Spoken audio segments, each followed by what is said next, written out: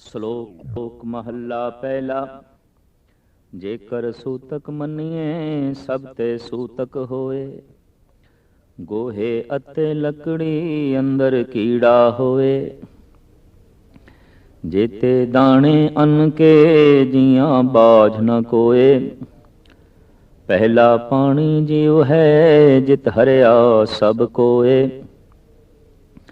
सूतक क्यों कर रखिए सूतक पवे रसोए, नानक सूतक एव न उतरे, ज्ञान उतारे धोए। 18ਵੀਂ पौड़ी इस दे नाल उचारण कीता होया गुरु नानक देव जी महाराज दा श्लोक।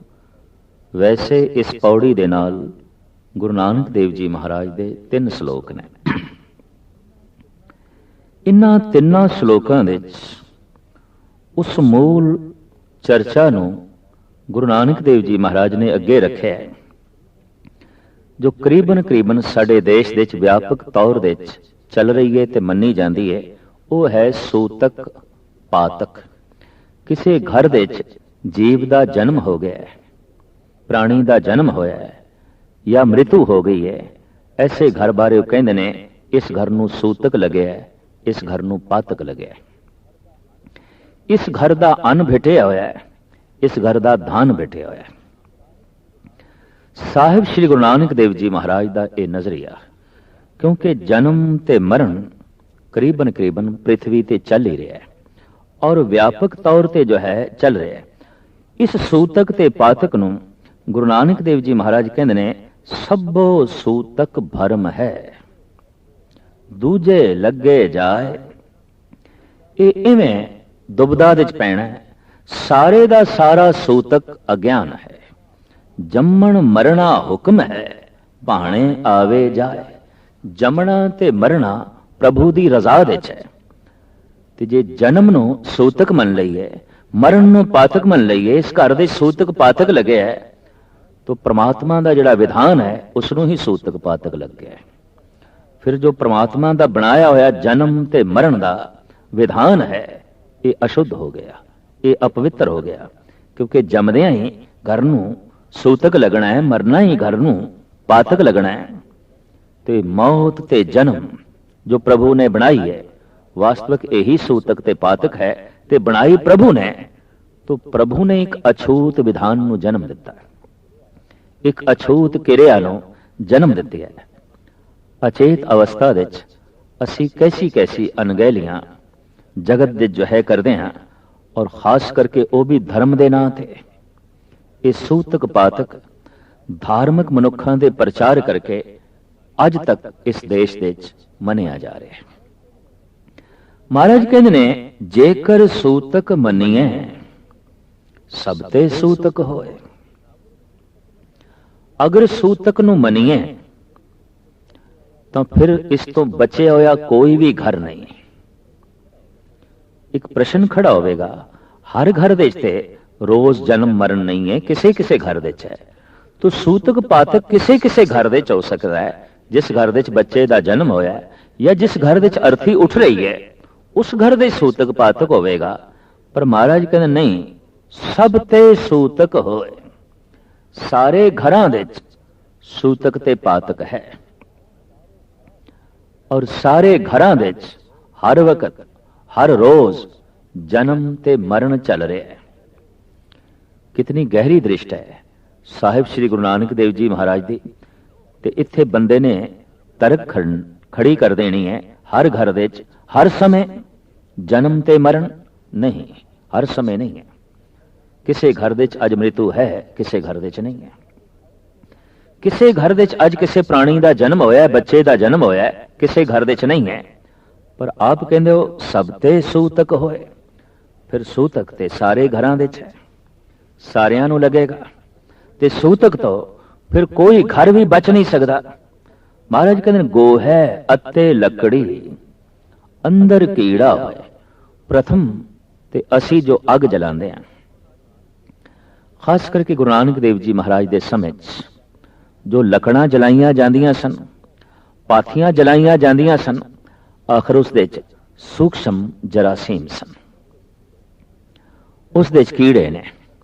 महाराज कहते ने लकड़ां नूं जलांदे हां मृत्यु चलेगी, गोहे दे पाथियां दे अंदर अंदर जीव पैदा हुंदे रहिंदे ने, मरदे रहिंदे ने, ते पाथियां नूं जलाण दे नाल कितनी व्यापक मौत हो गई। मनुख जो श्वास लैंदा है, अंदर बाहर कढ़दा है, इहदे नाल भी कई कीटाणुआं दी मृत्यु हो जाती है, कई सूक्ष्म जीवां दी मृत्यु हो जाती है। शायद यही कारण है कि कुछ साधु एक विशेष पंथ दे अपने मुंह दे उत्ते टाकी बन के रखते हैं ताकि हवा भी छण के जाए, ताकि साडी हवाड़ दे नाल जो हवा विच अत्यंत सूक्ष्म जीव ने उन्हां दी मौत ना हो जाए। महाराज कहते चलो ये मन लईए हवा दे जो सूक्ष्म कीटाणु ने उन्हां दी मौत ना होवे ते मुंह ते टाकी बन लईए, पर कम से कम पानी ते पीओगे तो पानी दे च ही जीव ने, वो थोड़े पींदियां ही मर जाणगे, तो भुल के भी पानी नहीं पीना चाहिए। फिर साहिब कहते ने जितने दाने अन्न दे ने वास्तविक सारियां दे च जीव है। गोहे अत्ते लकड़ी अंदर कीड़ा होए, जेते दाने अन्न के जियां बाज न कोए। सारे दाणियां दे च जीव है, तो कम से कम भोजन ते खाओगे, और भोजन खाओगे तो पता नहीं कितनियां कीटाणुआं दी हत्या। पानी ते पीओगे ते पानी दे पींदियां पता नहीं कितनी वड्डी हिंसा। अगर कोई मनुख आखे कि मैं पूर्ण तौर ते अहिंसक होना है, वो अज ही मर जाएगा, जी नहीं सकेगा।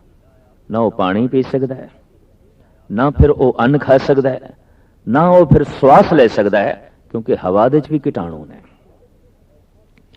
जगत दे च ऐसा कुछ भी नहीं जिस दे च जीव नहीं है। यह गल वखरी है कि किसी तल ते जीव सुता होया है, किधरे थोड़ा जागे होया है, किधरे बहुत जागे होया है। जिथे ये जीवन पूरा जागे होया है असीं उसे नूं पूर्ण पुरख कहंदे हैं, संत कहंदे हैं, महापुरुष कहंदे हैं।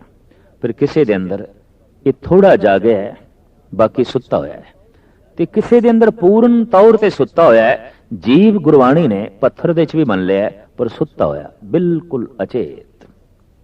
यह गल वखरी है कि सुते नूं पीड़ा नहीं होंदी, जो नींद दे चला गया उन्होंने पीड़ा नहीं, उन्होंने दर्द नहीं। लेकिन इतनी गल ते स्पष्ट जीव ते है, तो गहरी निंद्रा है पत्थर दी, पर जीव उस दे च भी है। जीव थोड़ा जिहा जाग गया बनस्पति दे च, उस तो ज्यादा जाग गया पशुओं दे च, पक्षियों दे च, 1/3 जाग गया मनुखों दे च, और पूर्ण तौर ते जिस दे अंदर जीवन जागृति पैदा हो जाए उसे नूं असीं संत कहंदे हां, उसे नूं असीं महात्मा कहंदे हां। इस वास्ते इस जीव हत्या के मसले नूं लैके गुरु नानक देव जी महाराज बड़ी सोहनी दृष्ट साडे सामने रखते हैं। कहंदे ने ये देश जो काफी सदियां तक गुलाम होया, उहदे पिछे दरअसल एक सिद्धांत ने काम किया, वो सी अहिंसा परमो धर्मं। अहिंसा ही परम धर्म है, जबकि इस तरह का नारा गुरु नानक ने बिल्कुल नहीं लाया। साहिब गुरु नानक देव जी महाराज कहते हैं, उन्होंने एक बड़ा कीमती प्रबल वाक है। आप कहते हैं, मास मास कर मूर्ख झगड़े, ज्ञान ध्यान नहीं जाने, कौन मास कौन साध कहावे, किसमें पाप समाने। ये गुरु नानक देव जी महाराज का वाक जो गुरु ग्रंथ साहब जी महाराज के अंदर आया और बड़े व्यापक रूप में। आप कहते हैं, पहला मासो निमिया मासे अंदर सास, वड्डा होया व्याया घर ले आया मास, मासो ही मास उपजे मासो सब्बे साग।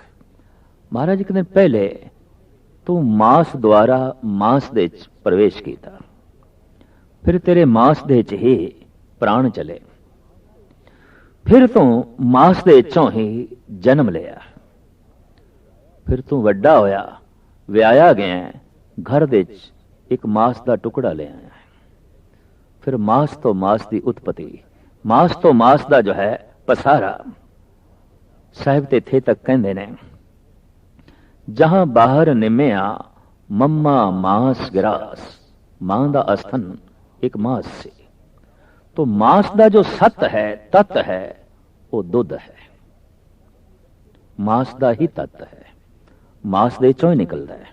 जैसे अंगूरां दा रस, जैसे तिलां दा तेल, वैसे मांस दा तेल, मांस दा निचोड़ दुध है। इंज कह लो, शुद्ध रूप दे दुध मांस ही है। जैसे शुद्ध रूप दे तेल तिल ही है। जो तेल है वो बदाम है। बदाम रोगन की है।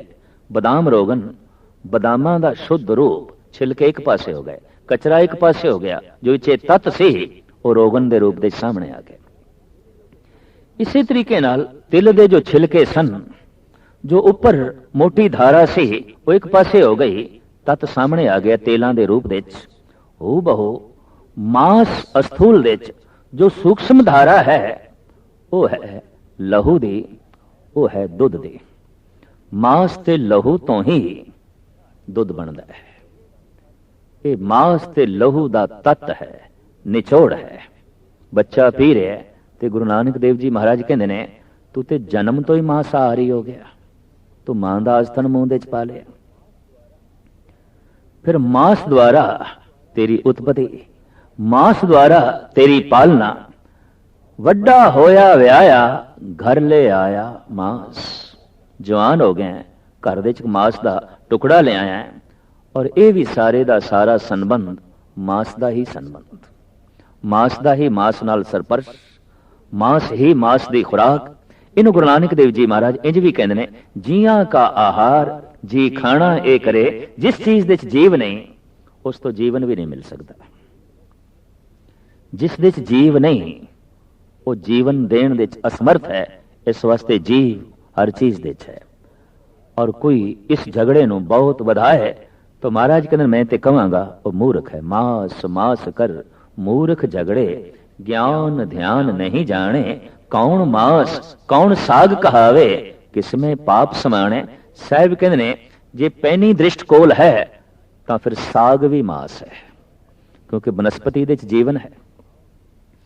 साडे देश के महान दार्शनिक ते विज्ञानक सर जगदीश चंद्र बोस ने सिद्ध कर दिता सी, बनस्पति हसदी है, बनस्पति रोंदी है, बनस्पति दुखत होंदी है, बनस्पति आनंदित होंदी है, बनस्पति प्रेम कबूल करती है और नफरत का भी उस दे उत्ते प्रभाव पैंदा है।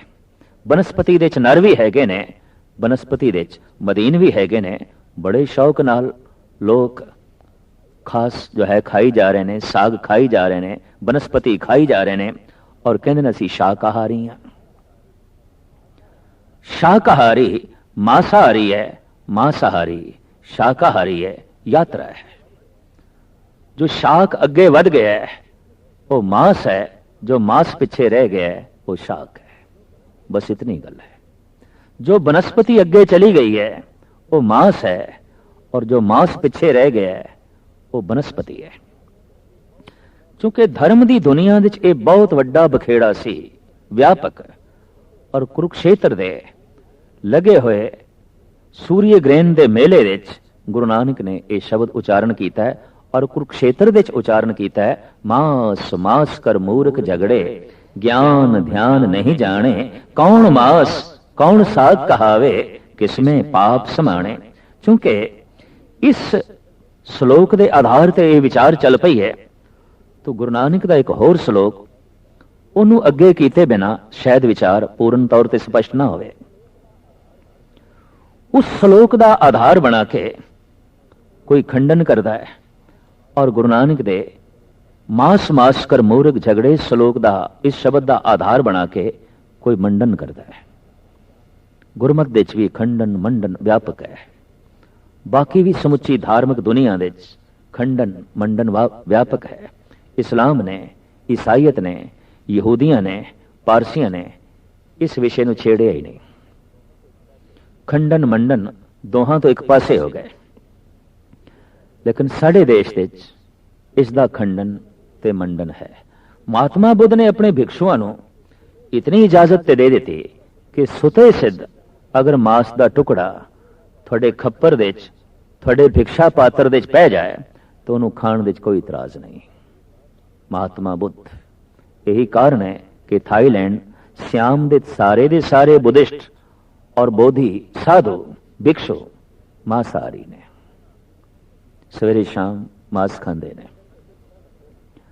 वो जब दर दर ते भिक्षा मंगते ने, कोई उन्होंने भिक्षा पात्र दे चावल पा देंदा है, पक्का होया भोजन लेंदे ने, कोई फल पा देंदा है, कोई मांस पा देंदा है, और वो ले आउंदे ने।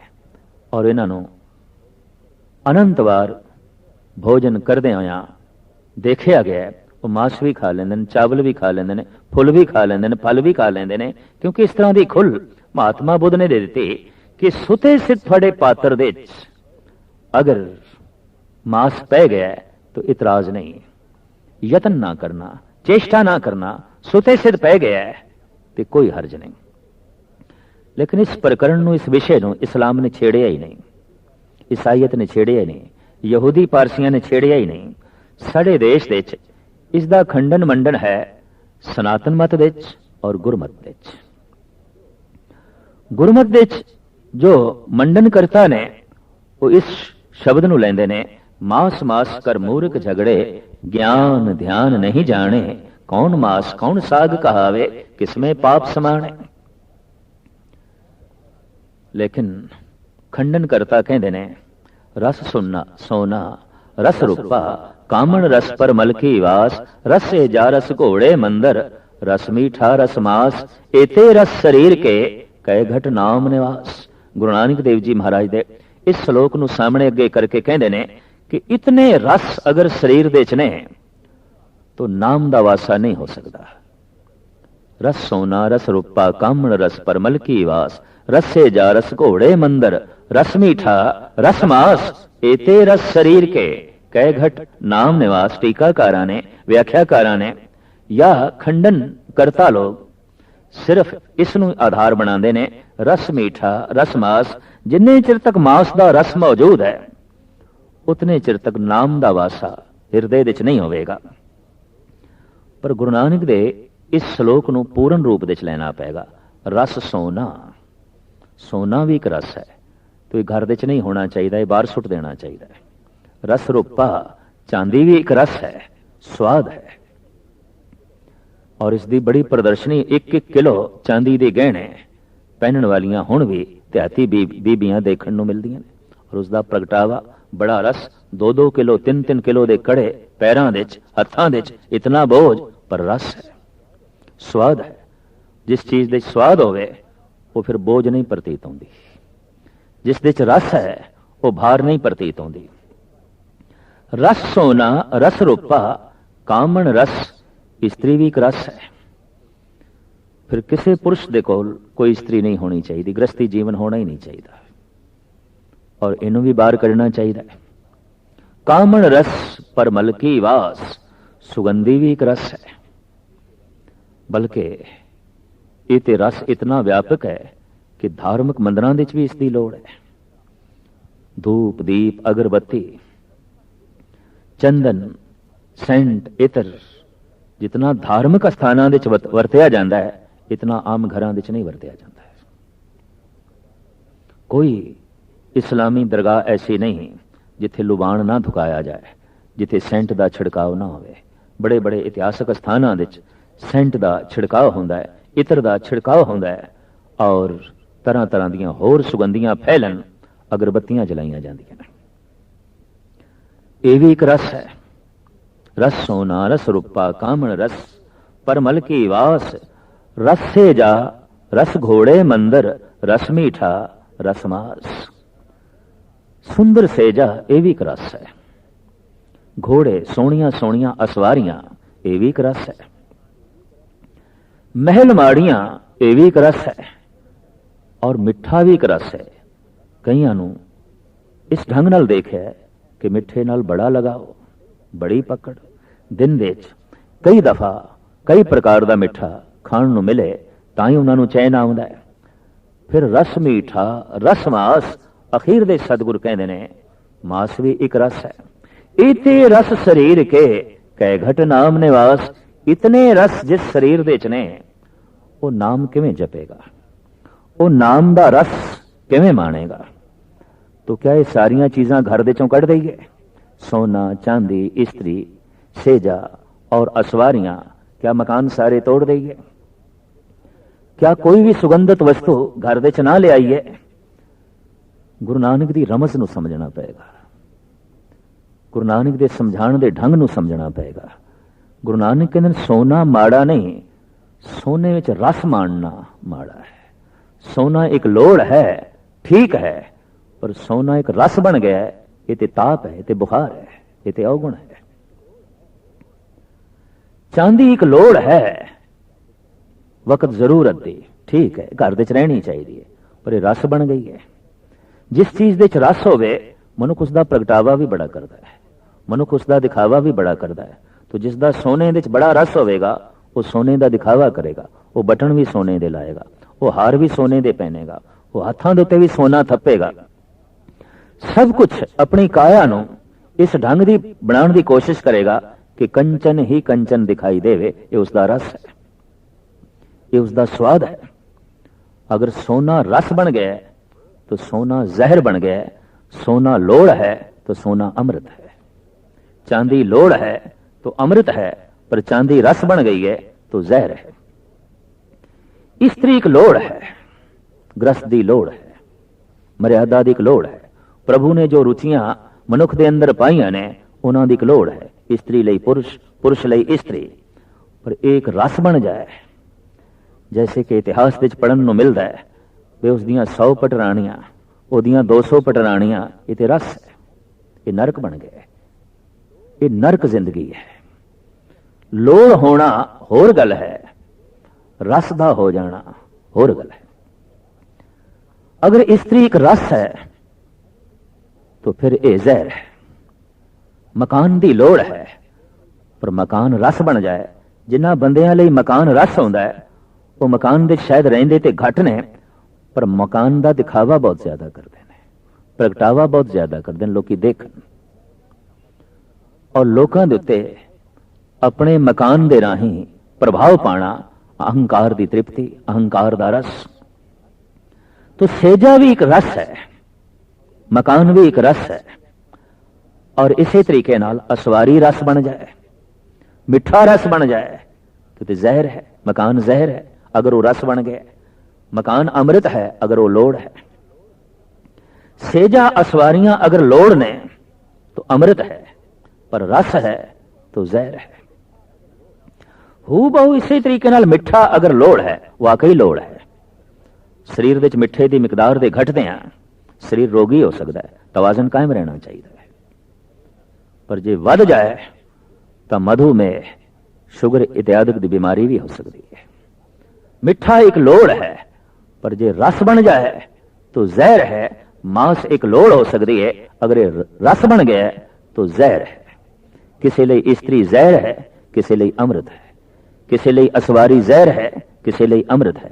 किसी लिए सोना चांदी जहर है, किसी लिए अमृत है। किसी लिए मांस जहर है, किसी लिए अमृत है। किसी लिए मिठा जहर है, किसी लिए अमृत है। इस वास्ते साहिब कहते ने, मांस मास कर मूर्ख झगड़े, ज्ञान ध्यान नहीं जाने। कौन मांस कौन साग कहावे, किसमें पाप समाने। ते कह दिता जाए हत्या हो गई, तो हत्या ते श्वास लेंदियां भी हो गई, पवन विच भी कीट ने, पानी पींदियां भी हत्या हो गई, अनाज खांदियां भी हत्या हो गई। क्योंकि जेते दाने अन्न के जियां बाज न कोए, पहला पानी जीव है जित हरिया सब कोए। प्रबल जीवन पानी दे च, क्योंकि ये जगत दा पहला जीवन है। जीव पहला पैदा ही पानी दे च होया है। एक गिलास पानी पी गया, हजारां कीड़े अंदर चले गए। एक पाइया दुध पी गया, करोड़ां कीटाणु अंदर चले गए। 200 ग्राम दही खा गया, कोटान कीट अंदर चले गए। इते बोलदियां, वेखदियां, चलदियां, खांदियां, पींदियां हिंसा ही हिंसा चल रही है, हत्या ही हत्या चल रही है। इस तो किवें बचीए? इसका मतलब है सूक्ष्म हत्या कबूल है, अस्थूल हत्या कबूल नहीं। या तो इंज फैसला किया जाए, इंज जो है वंड की जाए। गुरु नानक देव जी महाराज ने इन्हां श्लोकां दे विच जिस ढंग नाल खोलिया है, इसनूं समझना पेगा, इस सिद्धांतिक नुकते नूं समझना पेगा। फिर मनुख नूं यह बहस मुबासा ਕਰਨ ਦੀ ਲੋੜ ਨਹੀਂ ਪੈਗੀ। ਸਾਹਿਬ ਕਹਿੰਦੇ ਜੀਵਨ ਤੇ ਵਿਆਪਕ ਹੈ ਔਰ ਜੀਵ ਤੋਂ ਬਿਨਾ ਕੋਈ ਚੀਜ਼ ਨਹੀਂ। ਪਰ ਕਿਧਰੇ ਜੀਵ ਬਿਲਕੁਲ ਸੁੱਤਾ ਪਿਆ ਹੈ, ਕਿਧਰੇ ਜਾਗਿਆ ਪਿਆ ਹੈ। जैसे डॉक्टर ने किसी का ऑपरेशन करना है तो मरीज ਨੂੰ सुला देंदा है, बेहोश कर देंदा है। फिर चीड़ा फाड़ी चढ़ती है, उसनों कोई तकलीफ नहीं। बड़े बड़े नस्तर चलते हैं, कोई तकलीफ नहीं। तो पत्थर के अंदर जीव तो है, सुता पिया है, असी तोड़ते हैं, कोई तकलीफ नहीं। जिथे जिथे जीव सुते पे ने उन्हां दी हिंसा भी हिंसा नहीं है। जीवन का लोड़ है, जीवन की आवश्यकता है, चाहे वह वनस्पति है तो चाहे कुछ होर जीव ने। साहिब श्री गुरु नानक देव जी महाराज सूक्ष्म ढंग नाल यही कहना चाहते हैं, जे आखो मांस तो घिरना है तो महाराज कहते हैं मांस द्वारा तेरी उत्पत्ति, गर्भ दे तू मांस के अंदर सी, मांस तो फिर तू निमया ते निमदिया सार जहां बाहर निमया मम्मा मांस गरास अस्तन ही मां दा तेरे मुंह विच पिया, जो वास्तविक एक मांस का टुकड़ा ही सी। और इस तरीके नाल जन्म तो मांसाहारी बन गया। इत्थे तर्क खड़ी होवेगी, दुध किस तरह मांस, तो दुध मांस का सत्त है। जैसे बदाम रोगन नूं असीं बदाम भी कह सकते हैं, तेल नूं असीं तिल भी कह सकते हैं क्योंकि तिलों का निचोड़ है। दुध नूं असीं मांस भी कह सकते हैं क्योंकि मांस का निचोड़ है, मांस का जो है तत्त है। साहिब श्री गुरु नानक देव जी महाराज कहते हैं इस तरीके नाल जमदियां ही मम्मा मांस गिरास, फिर तू इत्थे ही नहीं टिकया, वड्डा होया व्याया घर ले आया मांस। फिर मासो ही मांस उपजे, मासो सभे साक, मांस मास कर मूर्ख झगड़े, ज्ञान ध्यान नहीं जाने, कौन मांस कौन साग कहावे, किसमें पाप समाने। इस बहस नूं जो झगड़े तक ले गया गुरु नानक देव जी महाराज कहते हैं गल स्पष्ट हो गई, मूर्ख है और ये ज्ञानी नहीं है, ये ध्यानी नहीं है। इस विचार नूं जो तकरार तक ले गया है मूढ़ है, महामूढ़ है, जिसनों ये समझ आ गई है कि जीव समग्र है, किधरे सुता है, किधरे थोड़ा जागे है, किधरे बहुत जागे है, तो जिथे पूर्ण तौर पर जागे है उसनों असीं कहने हैं संत। इस वास्ते कहा गया संत दी हत्या महापाप, क्योंकि तो पूर्ण जागे होया है। एक संत जगत दे दुख नूं जिस ढंग नाल महसूस करता है और कोई नहीं महसूस कर सकता। एक संत जिस तरह परम आनंद नूं महसूस करता है इस तरह होर कोई महसूस नहीं कर सकता। उसकी हत्या वास्तविक जगत हत्या है, उसते जबर महान पाप है। लेकिन जीवन जिथे सुता ही पिया है उस दे उत्ते जबर जबर नहीं होवेगा, क्योंकि महसूस ही नहीं हो रहा, अनुभव ही नहीं हो रहा। साहिब श्री गुरु नानक देव जी महाराज ने इन्हां श्लोकां दे जो इशारतन रमज दे च गल आखी है, इनू ओही समझ सकणगे जो विचार नू तकरार तक ना ले जान, विचार नू विचार तक ही रहन देन। संबंधित 3 श्लोक जिस विच गुरु नानक देव जी महाराज ने सूतक पातक का जिक्र किया है। जन्म ते मरण दे नाल साडे देश दे सूतक ते पातक नू मनदे ने, उस घर नू अपवित्र मनदे ने, उस घर नू सूतक लग्या मनदे ने, पातक लग्या मनदे ने जिथे कोई मृत्यु हो गई है या किसी का जन्म होया है। पर गुरु नानक देव जी महाराज का फरमान है जन्म ते मरण व्यापक है। जमीन ते एक हथ भी ऐसी जगह नहीं जिथे जन्म ते मरण चल ना रहा हो। सूक्ष्म जगत है, अति सूक्ष्म है, अति अस्थूल है। जिस तरह परमात्मा व्यापक है इस तरह जगत दे जन्म ते मरण व्यापक है। और जन्म ते मरण दे नाल ही सूतक पातक मनना है तो परमात्मा की तरह सूतक ते पातक व्यापक ही होया। फिर कोई ऐसा घर नहीं जिथे सूतक नहीं, फिर कोई ऐसा घर नहीं जिथे पातक नहीं। इत्थे तर्क खड़ी होवेगी कि हर घर दे ते मृत्यु नहीं है, हर घर दे ते जन्म नहीं है। किसी किसी घर दे कदों कदों जन्म है, किसी किसी वक्त है। तो सूतक पातक किसी किसी वक्त किसी घर च हो सकता है और वह भी कुछ घरां दे च हो सकता है, सारियां दे च नहीं।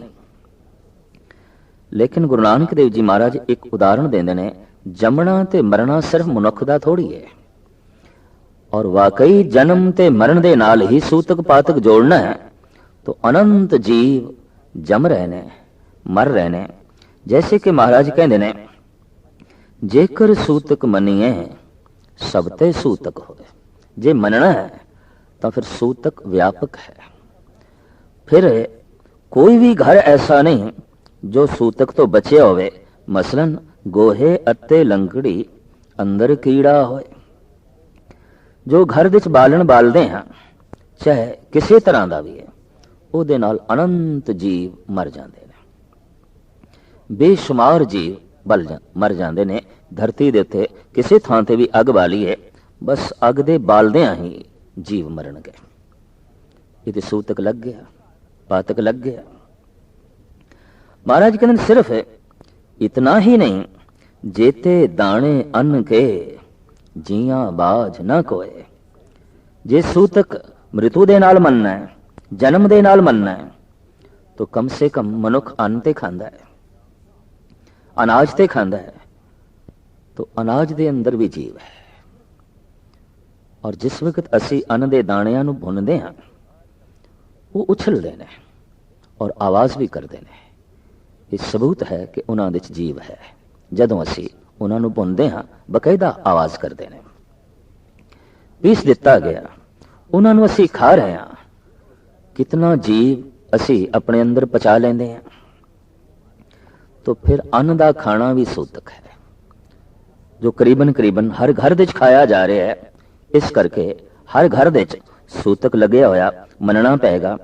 फिर वेखिए पानी नूं, पहला पानी जीव है जित हरिया सब कोई।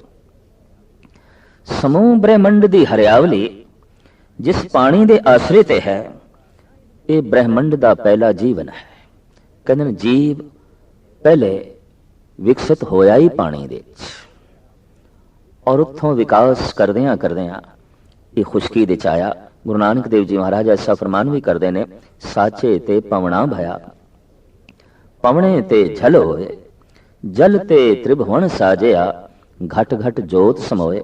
उस परिपूर्ण परमात्मा तो पवन होई, धुंध होई, गैस होई, फिर उस तो पानी बनिया, ते फिर पानी दे जीवन बनिया, जो विकास करदियां करदियां समूह ब्रह्मंड दे फैलिया है। अनंत तरह के जीव, तो पानी तो जगत का जीवन है। हर तरह के जीवन की उत्पत्ति पानी तो है, तो कम से कम पानी ते पियांगे, तो पानी दे पींदियां भी सूतक पातक लगेगा। क्योंकि बेशुमार जीव अंदर मर जाएंगे। जीव हत्या उठदियां बैठदियां श्वास लेंदियां भी हो रही है, क्योंकि हवा दे च भी कीटाणु ने। तो साहब कहते पहला पानी जीव है जित हरिया सब कोए, सूतक क्यों कर रखिए, सूतक पवे रसोए। किस तरह तुसी सूतक नूं मनोगे ते रखोगे, प्रथम ते हर बंदे दी रसोई दे च ही सूतक है। क्योंकि उत्थे भोजन बन रहा है, सब्जियां बन रही ने, साग दालां बन रही ने, और रोटियां बन रही ने। इस दे च जीव मर रहे हैं, बेशुमार जीव मर रहे हैं। तो इस तरीके नाल किसी दी भी रसोई सुच्ची नहीं है, बिटी हुई है, सूतक लगे होया है, पातक लगे होया है। महाराज कहते हैं कि वास्तविक ये सूतक भरम ते ही खड़ा है। नानक सूतक एव न उतरे, ज्ञान उतारे दोए।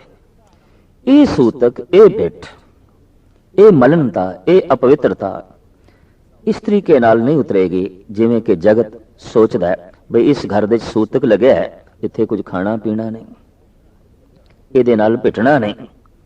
महाराज कहते नहीं, सूतक ज्ञान नाल उतरेगा। जिथे ज्ञान है उन्होंने कोई सूतक पातक नहीं लगता। जिथे ईश्वर का ज्ञान है वो कतई अपवित्र होंदा ही नहीं। नानक सूतक एव ना उतरे, ज्ञान उतारे धोए। पर संत जन महापुरुष अक्सर कहते ने कि फलाना मैला हो गया है, अपवित्र हो गया है। तो गुरु नानक देव जी महाराज कहते ने वो जिहड़ी अपवित्रता है उसका जन्म ते मरण दे नाल संबंध नहीं है। क्योंकि ये जिहड़ा जमना ते मरना है ये ते प्रभु का हुक्म है। ते जे इस नाल ही सूतक पातक लगता है तो फिर परमात्मा का हुक्म भी निर्मल नहीं हो सकता, ਉਹਦੀ बनाई हुई मर्यादा भी पावन नहीं हो सकती, तो फिर सूतक क्या बिल्कुल नहीं है। इतनी व्याख्या करने तो बाद गुरु नानक देव जी महाराज कहते सूतक है, पातक है,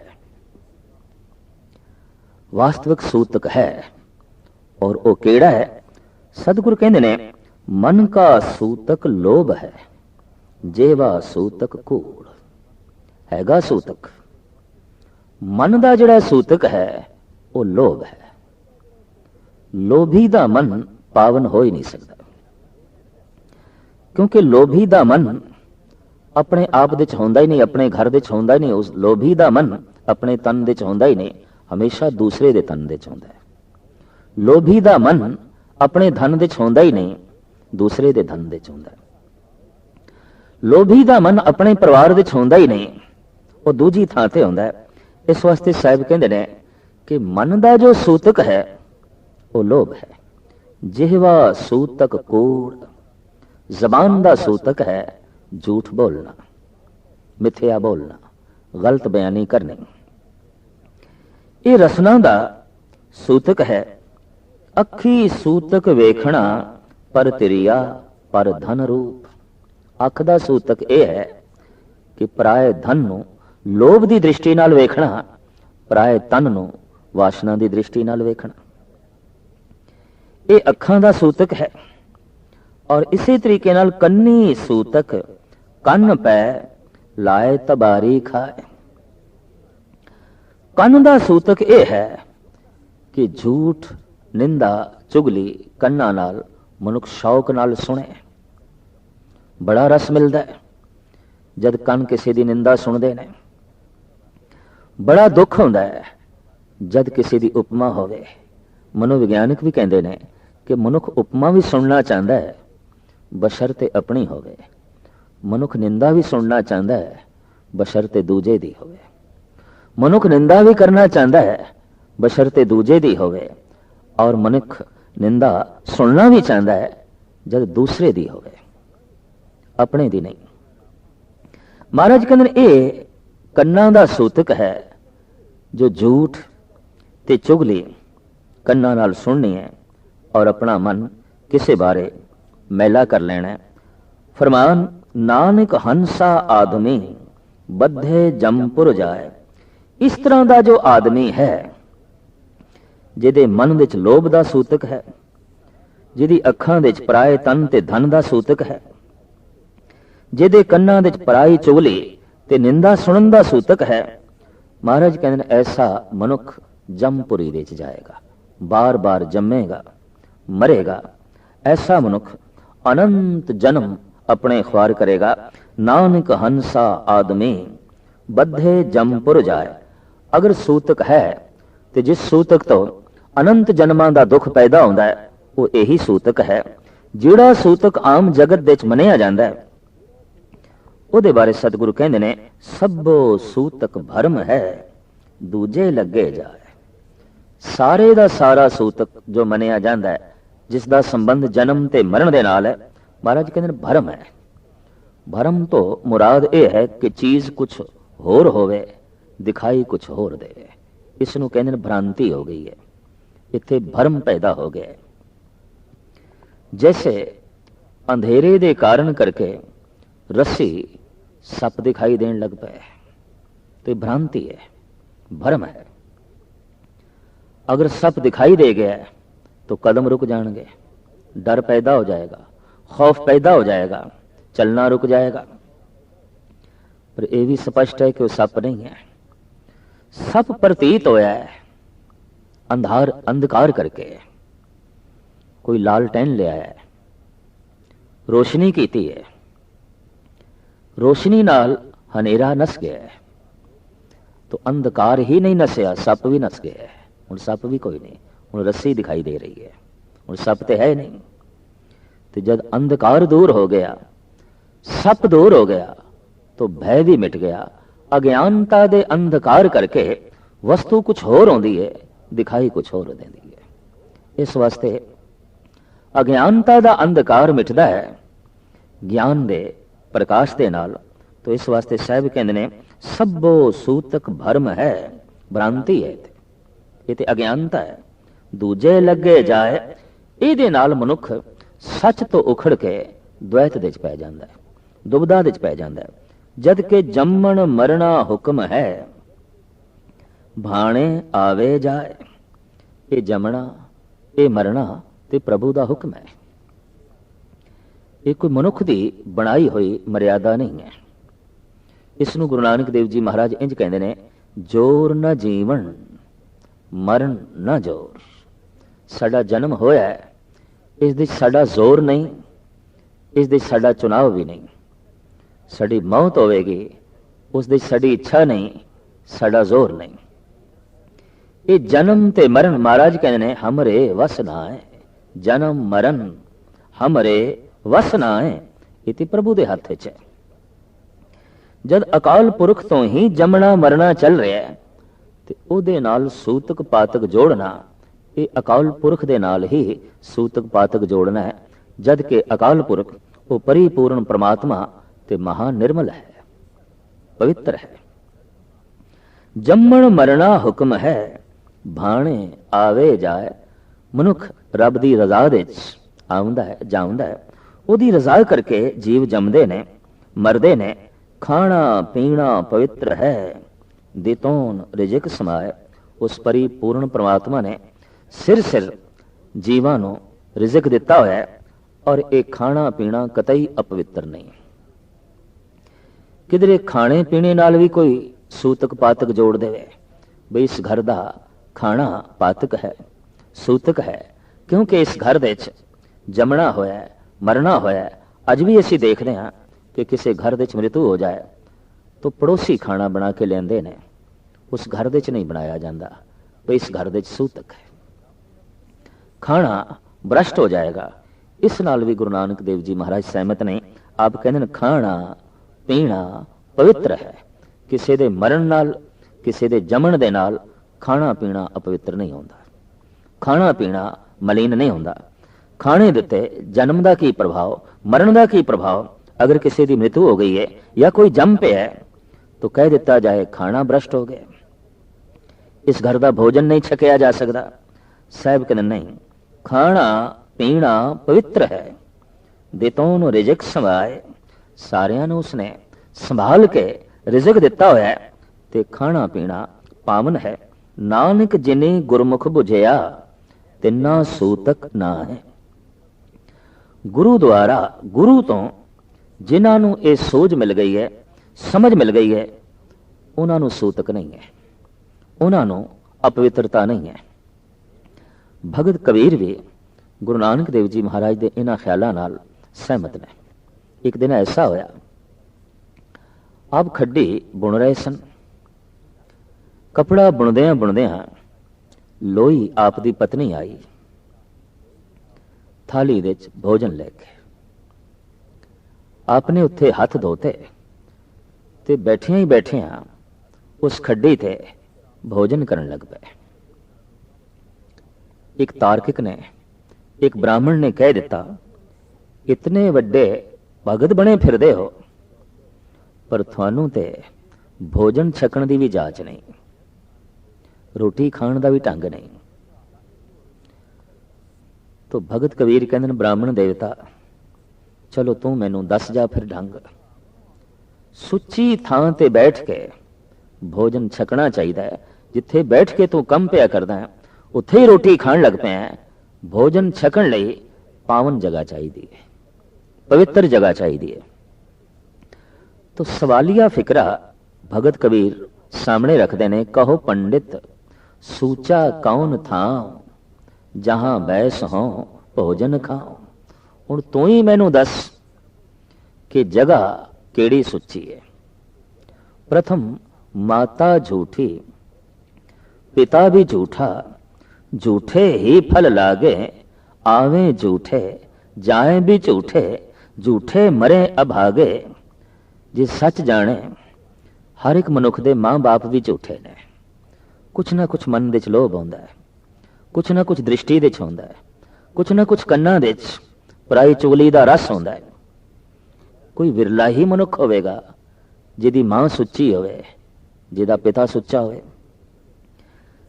ਜਾਂ ਜਿਸ ਦੀ ਪਤਨੀ ਸੁੱਚੀ ਹੋਵੇ, ਤੇ ਉਹਨਾਂ ਨੇ ਹੀ ਭੋਜਨ ਬਣਾਇਆ ਹੈ ਨਾ, ਉਹਨਾਂ ਨੇ ਹੀ ਪ੍ਰਸ਼ਾਦ ਬਣਾਇਆ ਹੈ। ਜੇ ਝੂਠਿਆਂ ਨੇ ਪ੍ਰਸ਼ਾਦ ਬਣਾਇਆ ਹੈ तो इंज कह लो ये तो बनया ही झूठा है, अगर तेरी मनोत नूं मनीए। फिर झूठियां तो झूठ ही जमदा है, आवे झूठे जाए भी झूठे, झूठे मरे अभागे, कहो पंडित सूचा कौन थाओ, जहां बैस हो भोजन खाओ। ब्राह्मण ने कहा, कबीर गऊ दा गोबर लेपना चाहिए धरती ते, उस लेपी हुई जमीन ते पानी दे छिट्टे मार के थाल रखना चाहिए, फिर भोजन छकना चाहिए। तो कबीर कहते हैं गोबर झूठा, चौका झूठा, झूठी दीनी कारा। जे मेरी दृष्टि च गोया ही झूठा होवे तो फिर ये किस तरह पावन करेगा, किस तरह पवित्र करेगा? अपनी धारणा है, अपनी अपनी मनोत है, मैं इसनों पावन नहीं मनता और ये झूठा है। तो इस झूठे गोबर दे नाल चौका सुच्चा किस तरह हो गया? भगत कबीर कहते ने ब्राह्मण देवता मैंने तेनों दसा सुच दा जन्म किवें हुंदा है, पवित्रता किवें पैदा हुंदी है। गोबर झूठा, चौका झूठा, झूठी दीनी कारा, कहो कबीर तेई नर सूचे, साची परी विचारा।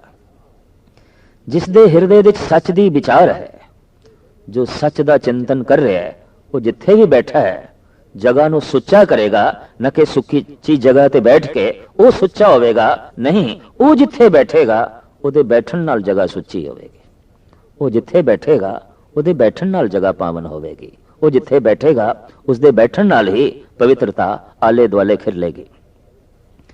एक सूफी फकीर दी गाथा याद आई। अक्सर एक पिंड दी गली चों रोज लंघदा सी। कदी कदाई पिंड वासी उसदे भिक्षा पात्र दे च भोजन पा देंदे ने, कदी कोई बस्तर दे देंदा है, कदी कोई फल इत्यादक दे देंदा है, लेकिन फकीर मंगदा नहीं, खामोशी दे नाल लंघ जांदा है। एक दिन एक बुजुर्ग नेता ने जो महल्ले दा मुखी सी कह दिता, फकीर साईं रोज गली तो लंघदे हो ते गली दे वासी थोड़े भिक्षा पात्र नूं भर देंदे ने, पर कम से कम तुसी कुछ उपदेश दे के जाया करो, साडे हिरदियां नूं भी भरो। कोई परमात्मा दी गल सुना के जाओ, कोई परमात्मा दी प्रेरणा दे के जाओ, कुछ बोलो, कुछ दसो। फकीर कहन लगा, अगर मेरे लंघण दे नाल किसी नूं कुछ नहीं मिलिया तो मेरे बोलण नाल भी किसी नूं कुछ नहीं मिलण लगा। जे तैनूं मेरे लंघण नाल कुछ नहीं प्राप्त होया तो याद रख मेरे बोलण नाल भी कुछ नहीं प्राप्त होया। अगर मेरे कोल कुछ है तो मैं बिना बोलां तो ही दे जावांगा। ऐसा पुरुष अपने शरीर के आले दुआले ऐसी पवित्र तरंगां नूं जन्म देंदा है कि पास के लोग प्रभावित होंदे ने, उसकी गिरफ्त दे चाहुंदे ने। उस पवित्रता का बकायदा असर होंदा है। इस वास्ते आख्या जाता है कि जिस थां ते बैठ के लगातार नाम जपया जाए और बहुत सारे जपन और बहुत मुद्दत तक जपया जाए, वो जगह जीवंत हो जाती है, उत्थे धर्म का जीवन पैदा हो जाता है, उत्थे रूहानी जिंदगी पैदा हो जाती है। नास्तिक तो नास्तिक मनुख भी अगर उस जगह ते चला जाए, उसका मन अंदोलित होगा, उसके मन ते प्रभाव पेगा। इस वास्ते पृथ्वी दे जीवत मंदिर बहुत थोड़े ने, जिथे बैठिए ते रूहानी जीवन मिले। जिस तरह मनुखा दियां आत्मावां मुर्दियां ने, चेतना बिल्कुल मुर्दा हो चुकी है, बेशतर धार्मिक मंदिर भी मुर्दा ने। जिथे बैठ के चैन ना मिले, जिथे बैठ के सुकून ना मिले, कहना पेगा ये मंदिर मृतक मंदिर है, इसते ते मुर्दमी छाई हुई है, इथे बैठे हाँ कोई जीवन प्राप्त नहीं हो रहा। भगत पीपा जी ते कहंदे ने, जिस हिरदे विच परमात्मा दा नाम है, वो मनुख चलदा फिरदा हरि दा मंदिर है, वो मनुख चलदा फिरदा तीर्थ है। कायो देवा कायो देवल कायो जंगम जाति, ਦੇਵਲ ਦੇਵ ਅਸਥਾਨ ਨੂੰ ਕਹਿੰਦੇ ਨੇ, ਮੰਦਰ ਨੂੰ ਕਹਿੰਦੇ ਨੇ। ਭਗਤ ਪੀਪਾ ਜੀ ਕਹਿੰਦੇ ਨੇ ਹੁਣ ਮੇਰੀ ਕਾਇਆ ਹੀ ਮੰਦਰ ਬਣ ਗਈ ਹੈ। ਕਾਇਓ ਦੇਵਾ, ਹੁਣ ਮੇਰੀ ਕਾਇਆ ਹੀ ਦੇਵਤਾ ਬਣ ਗਈ ਹੈ। ਹੁਣ ਮੇਰੀ ਕਾਇਆ ਹੀ ਧਾਰਮਿਕ ਮੰਦਰ ਬਣ ਗਈ ਹੈ, ਦੇਵ ਅਸਥਾਨ ਬਣ ਗਈ ਹੈ। ਕਾਇਓ ਦੇਵਾ, ਕਾਇਓ ਦੇਵਲ, ਕਾਇਓ ਜੰਗਮ ਜਾਤੀ, ਹੁਣ ਮੇਰੀ ਕਾਇਆ ਹੀ ਤੀਰਥ ਯਾਤਰੀ ਹੈ। ਪਰ ਯੰਗਮ ਵਿਚਰਦਾ ਹੋਇਆ, ਥਾਂ ਥਾਂ ਤੇ ਭਰਮਦਾ ਹੋਇਆ। ਕਾਇਓ ਜੰਗਮ ਜਾਤੀ, ਕਾਇਓ ਧੂਪ ਦੀਪ ਨਹੀਂ ਬੇਦਾ, ਕਾਇਓ ਪੂਜੋ ਪਾਤੀ। ਹੁਣ ਮੈਨੂੰ ਬਾਹਰੋਂ ਫੁੱਲ ਇਕੱਠੇ ਕਰਨ ਦੀ ਲੋੜ ਨਹੀਂ, ਮੇਰੀ ਕਾਇਆ ਹੀ ਫੁੱਲ ਬਣ ਗਈ ਹੈ। ਹੁਣ ਮੈਨੂੰ ਬਾਹਰੋਂ ਅਗਰਬੱਤੀ, ਧੂਪ ਦੀਪ ਇਤਿਆਦਿਕ ਦੀ ਲੋੜ ਨਹੀਂ, ਮੇਰੀ ਕਾਇਆ ਹੀ ਅਗਰਬੱਤੀ ਬਣ ਗਈ ਹੈ। ਹੁਣ ਮੇਰੀ ਕਾਇਆ ਦੇ ਵਿੱਚ ਹੀ ਮਹਿਕ ਹੈ। ਹੁਣ ਮੇਰੀ ਕਾਇਆ ਹੀ ਕੋਮਲਤਾ ਦੀ ਪ੍ਰਦਰਸ਼ਨੀ ਕਰਦੀ ਹੈ, ਕੋਮਲਤਾ ਦਾ ਪ੍ਰਗਟਾਵਾ ਕਰਦੀ ਹੈ। ਇਸ ਵਾਸਤੇ ਮੈਨੂੰ ਕਿਸੇ ਤਰੀਕੇ ਦੀ ਵੀ ਹੁਣ ਸੁਗੰਧੀ ਦੀ ਲੋੜ ਨਹੀਂ, ਹੁਣ ਕਾਇਆ ਹੀ ਸੁਗੰਧਿਤ ਹੋ ਗਈ ਹੈ। ਕਾਇਆ ਬਹੁਖੰਡ ਖੋਜਤੇ ਨੌ ਨਿਦ ਪਾਈ, ਨਾ ਕਛ ਆਇਬੋ ਨਾ ਕਛ ਜਾਇਬੋ, ਰਾਮ ਕੀ ਦੁਹਾਈ। ਇਸ ਕਾਇਆ ਦੇ ਵਿੱਚ ਖੋਜਦਿਆਂ ਖੋਜਦਿਆਂ ਮੈਂ ਨੌ ਨਿਦ ਨਾਮ ਦੀ ਪ੍ਰਾਪਤੀ ਕਰ ਲਈ ਹੈ। ਔਰ ਜਿਸ ਦਿਨ ਦੀ ਪ੍ਰਾਪਤੀ ਕੀਤੀ ਹੈ, ਕਾਇਆ ਮੰਦਰ ਬਣ ਗਈ ਹੈ, ਕਾਇਆ ਧਾਰਮਿਕ ਅਸਥਾਨ ਬਣ ਗਈ ਹੈ। ਐਸਾ ਜੋ ਮਨੁੱਖ ਹੈ, ਕਿਸੇ ਗਲੀ ਤੋਂ ਵੀ ਲੰਘੇਗਾ, ਸਮੁੱਚੀ ਗਲੀ ਨੂੰ ਧਰਮ ਮੰਦਰ ਬਣਾ ਜਾਏਗਾ। ਐਸਾ ਮਨੁੱਖ ਜਿਸ ਮਾਹੌਲ ਵਿੱਚ ਬੈਠੇਗਾ, ਚਾਰੋਂ ਪਾਸੇ ਪਵਿੱਤਰਤਾ ਹੀ ਖਿਲੇਰੇਗਾ। ਭਾਈ ਗੁਰਦਾਸ ਨੇ ਇੱਕ ਗਾਥਾ ਲਿਖੀ ਹੈ, ਬੜੀ ਸੁੰਦਰ। ਅੱਧੀ ਰਾਤ ਦਾ ਵਕਤ ਹੈ, ਬੱਦਲ ਗਰਜ ਰਹੇ ਨੇ ਔਰ ਅਚਾਨਕ ਮੂਸਲਾਧਾਰ ਬਾਰਿਸ਼ ਹੋਣ ਲੱਗੀ। ਗਲੀ ਦੇ ਚੋਂ ਇੱਕ ਸਾਧੂ ਲੰਘ ਰਿਹਾ ਹੈ, ਠੰਡ ਦੇ ਦਿਨ, ਉੱਪਰ ਵਰਸ਼ਾ, ਪਰ ਗਲੀ ਵੇਸਵਾ ਦੀ ਗਲੀ ਸੀ, ਗਨਕਾ ਲੋਕਾਂ ਦੀ ਗਲੀ ਸੀ। ਦੁਆਰ ਤੇ ਦਸਤਕ ਦਿੱਤੀ, ਬੂਹਾ ਖੋਲਿਆ। ਇੱਕ ਬੀਬੀ ਨੇ, ਇੱਕ ਵੇਸਵਾ ਨੇ। ਸਾਧੂ ਕਹਿੰਦਾ, ਮਾਂ ਬਾਹਰ ਬੜੀ ਠੰਡ ਹੈ, ਜ਼ੋਰ ਦਾ ਮੀਂਹ ਹੈ, ਤੂੰ ਮੈਨੂੰ ਬੈਠਣ ਲਈ ਥੋੜੀ ਥਾਂ ਦੇ। ਇਸ਼ਾਰਾ ਕਰ ਦਿੱਤਾ ਵੇਸਵਾ ਨੇ, ਬੈਠ ਜਾਓ। ਪਰ ਜੈਸੇ ਉਹ ਵੇਸਵਾ ਦੇ ਕੋਠੇ 'ਚ ਬੈਠਾ, ਉਹਦੀ ਕਾਇਆ ਤੋਂ ਜਿਹੜੀਆਂ ਪਵਿੱਤਰ ਲਹਿਰਾਂ ਪ੍ਰਗਟ ਹੋਈਆਂ, ਵੇਸਵਾ ਦੀ ਜ਼ਬਾਨ ਤੋਂ ਰਾਮ ਰਾਮ ਨਿਕਲਣਾ ਸ਼ੁਰੂ ਹੋਇਆ, ਜੋ ਇਸ ਤੋਂ ਪਹਿਲੇ ਕਤਈ ਨਿਕਲਿਆ ਹੀ ਨਹੀਂ ਸੀ, ਜੋ ਇਸ ਤੋਂ ਪਹਿਲੇ ਉਸਨੇ ਕਦੀ ਉਚਾਰਨ ਨਹੀਂ ਕੀਤਾ ਸੀ। ਉਸ ਦੀ ਦ੍ਰਿਸ਼ਟੀ ਪਈ ਮਹਾਤਮਾ ਦੀ ਵੇਸਵਾ ਤੇ ਦ੍ਰਿਸ਼ਟੀ ਦੇ ਵਿੱਚ ਅੰਮ੍ਰਿਤ ਸੀ। ਉਹਨੇ ਚਾਰੋਂ ਪਾਸੇ ਕੋਠੇ ਤੇ ਦ੍ਰਿਸ਼ਟੀ ਮਾਰੀ ਤਾਂ ਕੋਠੇ ਦੇ ਵਿੱਚ ਅੰਮ੍ਰਿਤ ਬਰਸ ਗਿਆ। ਉਸ ਅੰਮ੍ਰਿਤ ਦੇ ਵਿੱਚ ਭਿੱਜ ਗਈ ਇਹ ਵੇਸਵਾ। ਰਾਮ ਰਾਮ ਕਹਿੰਦਿਆਂ ਸਮਾਧੀ ਲੀਨ ਹੋਣ ਲੱਗੀ। ਅੰਮ੍ਰਿਤਮਈ ਵਰਸ਼ਾ ਉਹਦੇ ਹਿਰਦੇ ਤੇ ਹੋਣ ਲੱਗੀ, ਲੇਕਿਨ ਬਾਹਰ ਬਦਲਾਂ ਦੀ ਵਰਸ਼ਾ ਥੰਮ ਗਈ। ਸਾਧੂ ਵੇਸਵਾ ਦੇ ਕੋਠੇ ਤੋਂ ਨਿਕਲਿਆ, ਲੇਕਿਨ ਇਹ ਕੋਠਾ ਕੋਠਾ ਨਾ ਰਿਹਾ, ਉਹ ਤੇ ਧਾਰਮਿਕ ਮੰਦਰ ਬਣ ਗਿਆ। ਉਹਦੇ ਚ ਰਹਿਣ ਵਾਲੀ ਦੇਵੀ ਬਣ ਗਈ। ਸੰਤ ਤੇ ਉਹ ਹੈ ਜੋ ਕੋਠੇ ਤੇ ਵੀ ਬੈਠੇ ਤੇ ਕੋਠੇ ਨੂੰ ਮੰਦਰ ਬਣਾ ਦੇਵੇ। ਅਸੰਤ ਉਹ ਹੈ ਜੋ ਕਿਸੇ ਪਵਿੱਤਰ ਅਸਥਾਨ ਨੂੰ ਵੀ ਭ੍ਰਸ਼ਟ ਕਰੇ, ਮਲੀਨ ਕਰੇ, ਮੈਲਾ ਕਰ ਦੇਵੇ। ਪਰ ਸੰਤ ਉਹ ਹੈ ਜੋ ਅਪਵਿੱਤਰ ਥਾਂ ਤੇ ਵੀ ਬੈਠਦਾ ਹੈ, ਇਤਨੀ ਪਵਿੱਤਰਤਾ ਖਲੇਰਦਾ ਹੈ ਕਿ ਉਹ ਧਾਰਮਿਕ ਮੰਦਰ ਬਣ ਜਾਂਦਾ ਹੈ, ਉਹ ਦੇਵਲ ਬਣ ਜਾਂਦਾ ਹੈ। ਸਾਹਿਬ ਕਹਿੰਦੇ, ਨਾਨਕ ਜਿਨੀ ਗੁਰਮੁਖ ਬੁਝਿਆ ਤਿੰਨਾ ਸੂਤਕ ਨਾਏ। ਗੁਰੂ ਦੁਆਰਾ ਜਿਨ੍ਹਾਂ ਨੂੰ ਇਸ ਤਰ੍ਹਾਂ ਦੀ ਸਿੱਖਿਆ ਦੀਕਸ਼ਾ ਮਿਲੀ ਹੈ, ਜਿਨ੍ਹਾਂ ਨੂੰ ਸੂਝ ਤੇ ਸਮਝ ਮਿਲ ਗਈ ਹੈ, ਉਹਨਾਂ ਨੂੰ ਕੋਈ ਸੂਤਕ ਨਹੀਂ ਪੌੜੀ। ਸਤਿਗੁਰ ਵੱਡਾ ਕਰਸਾ ਲਾਈਏ, ਜਿਸ ਵਿੱਚ ਵੱਡੀ ਵਡਿਆਈਆਂ। ਜਿਸ ਸਤਿਗੁਰ ਦੇ ਅੰਦਰ ਬੜੀਆਂ ਵੱਡੀਆਂ ਵਡਿਆਈਆਂ ਨੇ, दैवी गुण ने, परमात्म प्रकाश है, आनंद है, समाधि है, उसनू वड्डा वड्डा करके तू सलाह। क्या यह खुशामद नहीं? जो परमात्मा नू वड्डा वड्डा करके आखदा है, आखण वाला वड्डा हो जाता है, आखण वाला छोटा नहीं रह जाता। इस वास्ते परमात्मा दी महिमा गायन करनी, परमात्मा दी खुशामद नहीं, अपने आप ਨੂੰ ਮਹਾਨ ਬਣਾਉਣਾ ਹੈ, ਆਪਣੇ ਆਪ ਨੂੰ ਉੱਚਾ ਬਣਾਉਣਾ ਹੈ। ਸਤਿਗੁਰ ਵੱਡਾ ਕਰਸਾ ਲਾਈਏ, ਜਿਸ ਵਿੱਚ ਵੱਡੀਆਂ ਵਡਿਆਈਆਂ ਸੇ ਮੈਲੇ ਤਨ ਅਦਰੀ ਆਈਆਂ। ਜੇ ਪ੍ਰਮਾਤਮਾ ਗੁਰੂ ਦਾ ਮਿਲਾਪ ਕਰਾ ਦੇਵੇ ਤਾਂ ਇਹ ਵਡਿਆਈਆਂ ਦਿਖਾਈ ਦੇਣ ਲੱਗ ਪੈਂਦੀਆਂ ਨੇ। ਜਾਂ ਤਿਸ ਭਾਣਾ ਤਾਂ ਮਨ ਵਸਾਈਆਂ। ਜੇ ਪ੍ਰਮਾਤਮਾ ਨੂੰ ਭਾ ਜਾਈਏ ਤਾਂ ਇਹ ਵਡਿਆਈਆਂ ਮਨ ਵਿੱਚ ਆਣ ਵਸਦੀਆਂ ਨੇ। ਕਰ ਹੁਕਮ ਮਸਤਕ ਹੱਥ ਧਰ, ਵਿੱਚੋਂ ਮਾਰ ਕਢੀਆਂ ਬੁਰਿਆਈਆਂ। ਪੂਰਨ ਗੁਰਦੇਵ ਨੇ ਮਸਤਕ ਤੇ ਹਰ ਧਰਿਆ, ਸੋਚਣੀ ਸਾਰੀ ਬਦਲ ਗਈ। ਬੁਰੀ ਭਾਵਨਾ ਸਾਰੀ ਮਿਟ ਗਈ, ਸਹਿ ਤੁਠੇ ਨੌ ਨਿਧ ਪਾਈਆਂ। ਪਰਮਾਤਮਾ ਦੀ ਬਖਸ਼ਿਸ਼ ਹੋਈ ਤੇ ਨੌ ਨਿਧੀਆਂ ਘਰ ਵਿੱਚ ਹੀ ਪ੍ਰਾਪਤ ਹੋ ਗਈ।